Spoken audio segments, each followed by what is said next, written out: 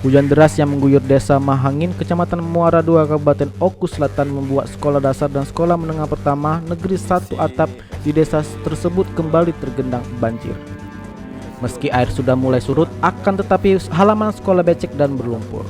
Kepala Sekolah SD SMP Satap Mahangin Rojak mengatakan banjir sekolahnya memang sering terjadi.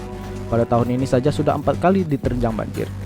Kondisi banjir SD SMP Satap ini menurut dia mengakibatkan kerugian rusaknya meja dan kursi serta siswa-siswi terlambat melaksanakan ujian. Selain itu, Rojak menambahkan SD SMP ini memang sudah ada wacana dari Pemkab Oku Selatan untuk dipindahkan ke lokasi yang lebih tinggi.